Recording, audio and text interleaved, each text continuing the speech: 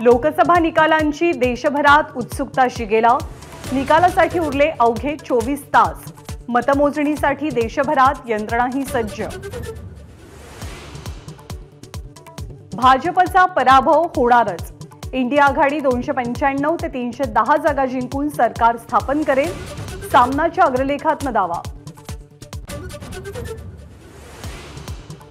मतमोजणीसाठी strong रूममधनं काढल्या जाणाऱ्या EVM machines बदलल्या जाण्याची काँग्रेसला शंका।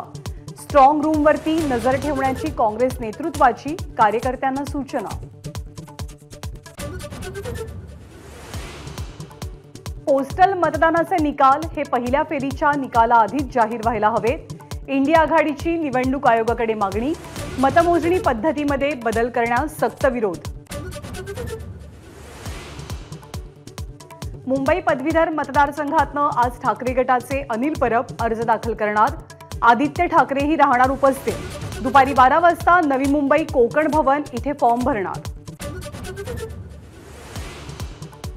एनडीएमध्ये येण्यासाठी उद्धव ठाकरेंची मोदींना भेटण्याची इच्छा। भेटीसाठी अनेकांना मेसेजेस। दीपक केसरकरांचा खळबळजनक दावा। लोकसभेचं मतदान संपताच टोलच्या दरात मोठी वाढ। आज मध्यरात्रीपासून टोल दरात 3 ते 5% वाढ। सर्वसामान्यांच्या खिशाला कात्री। अमूल दुधाच्या किमतीमध्ये प्रति लिटर 2 रुपयांची वाढ। नवीन दर आजपासून लागू। दुधाच्या वाढलेल्या किमतींमुळे नागरिकांना फटका। अरुण गवळीच्या सुटकेविरोधात सुप्रीम कोर्टात सरकारची याचिका।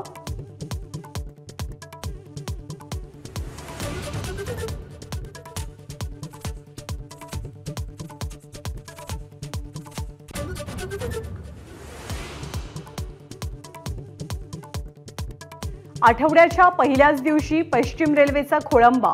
बोरिवली स्थानकाजवळ तांत्रिक बिघाडामुळे पश्चिम रेल्वेची वाहतूक विस्कळीत। प्रवाशांचा संताप।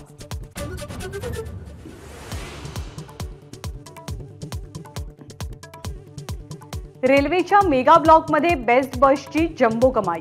31 मे आणि 1 जून या 2 दिवसात 5 कोटींपेक्षा अधिकचा गल्ला।